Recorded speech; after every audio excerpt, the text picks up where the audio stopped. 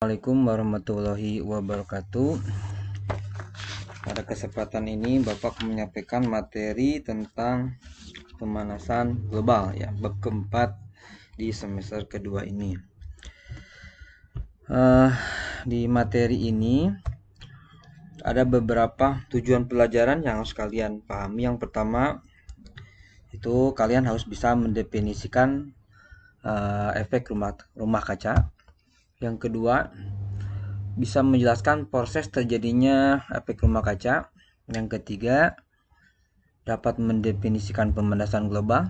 Yang keempat, dapat menjelaskan penyebab terjadinya pemanasan global. Dan kemudian dapat menjelaskan dampaknya dari pemanasan global bagi kehidupan di bumi. Dan terakhir ada kalian dapat mengidentifikasi upaya yang dapat dilakukan untuk menanggulangi pemanasan global. Itu dari tujuan pembelajarannya. Peta konsepnya yang harus kalian pahami adalah bahwa dalam pemanasan global ini kita akan mempelajari 3 hal pokok. Yang pertama adalah penyebabnya, dampaknya, dan solusi. Penyebabnya ini bisa karena alam, faktor alam, bisa karena penghuninya. Dampaknya tentunya bagi makhluk hidup dan lingkungannya.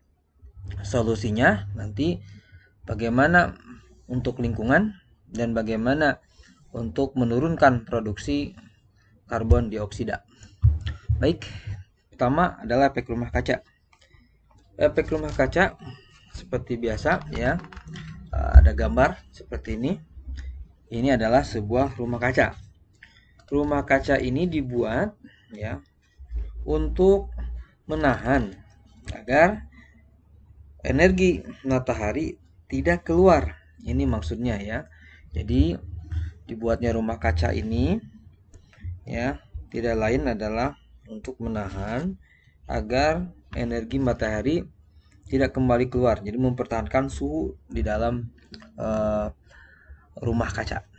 Nah, bagaimana rumah kaca dari segi konsep bumi kita? Rumah kaca ini terbentuk karena lapisan atmosfer ini mengandung gas karbon dioksida ya, dan tentunya ada gas lain yang tidak lain adalah memerangkap panas. Jadi kalau ada cahaya matahari, energi panasnya ke bumi, hanya sebagian kecil yang dipantulkan, dan sebagian besar yang masuk ke bumi ini ya tidak bisa kembali keluar. Kenapa tidak bisa kembali keluar? Karena ada gas-gas tadi ya yang memerangkap panas bumi, sehingga suhu bumi lambat laun secara perlahan naik gitu.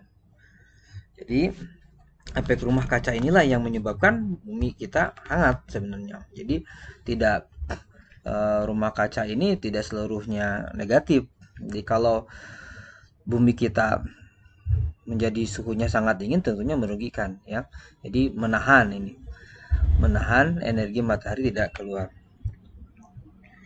Nah, kemudian penyebabnya ketika energi ini sangat banyak terperangkap di dalam bumi kita ya, oleh lapisan atmosfer tadi yang penuh oleh gas-gas buang yang menyebabkan energi tidak keluar seluruhnya.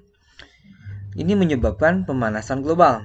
Yang asalnya bumi kita ini hijau, sejuk, indah, lambat laun suhunya meningkat, menyebabkan kekeringan di mana-mana, banyak makhluk hidup yang akhirnya mati ya, terjadi kebakaran di mana-mana.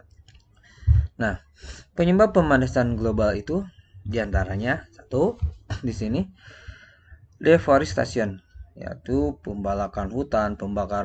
Jadi perusakan di hutan ya. Kemudian penggunaan gas chlorofluorokarbon ya, yang CFC ini yang menyebabkan nanti kerusakan di atmosfer. Kemudian kendaraan bermotor yang penggunaan bahan bakar fosil yang menyebabkan karbon dioksida semakin bertambah. Juga tentunya aktivitas lain seperti aktivitas di pabrik atau industri. Nah, nanti sinar energi matahari ini yang dipantulkan ya sedikit. Yang banyak terserap sangat luar biasa. Tetapi yang keluar, radiasi keluar ini sedikit sekali karena sebagian besar terpantulkan kembali ke bumi. Nah, yang pertama penyebabnya adalah emisi karbon dioksida seperti yang disebutkan tadi ya, dari kendaraan bermotor. Kemudian emisi metana dari makhluk hidup, deforestation itu pembalakan hutan, ya, pengalihfungsian hutan, penggunaan klorofluorokarbon CFC bisa pada pendingin ya, di mobil atau di lemari pendingin. Kemudian peningkatan penggunaan pupuk buatan ya, pupuk kimia buatan. Nah, akhirnya menyebabkan suhu bumi semakin lama semakin naik. Kemudian karena naik suhu, maka di kedua kutub utara dan selatan mulai mencair esnya. Kemudian terumbu karang karena pemanasan global menjadi rusak. Banyak hewan yang mati, gagal panen ya, ini gagal panen karena tadi kemarau yang berkepanjangan. Kemudian ya ini yang penelitian ya, lapisan ozon menipis ya, bukan bolong ya, tapi menipis. Ini tahun 1976 kondisinya seperti ini. Nah, sekarang di tahun 2004 kondisinya semakin meluas, asalnya sebesar ini ya, lapisan yang menipisnya. Nah, sekarang di tahun 2004 semakin besar penipisannya. Itu dampak pemanasan global. Kemudian bagaimana cara penanggulangannya? Yang pertama, kita bisa membuat alternatif energi lain dengan kincir angin atau dengan memanfaatkan sinar matahari, energi surya. Kemudian hemat BBM. Kemudian kembali menanami hutan yang gundul ya. Setelah itu kurangi penggunaan bahan yang mengandung klorofluorokarbon ya. Alat spray ya, juga pada minyak wangi itu gas pendorongnya juga mengandung CFC. Nah, yang paling banyak terjadi adalah ini, pembabatan hutan harus kita kurangi, bahkan kita hilangkan. Nah, itulah materi tentang pemanasan global ini. Silakan anak-anakku untuk mempelajari buku paket halaman 70 ya, 69 sampai dengan halaman 78. Nanti Bapak berikan LKPD-nya, LKS latihannya. Demikian materi yang tentang pemanasan global ini. Assalamualaikum warahmatullahi wabarakatuh.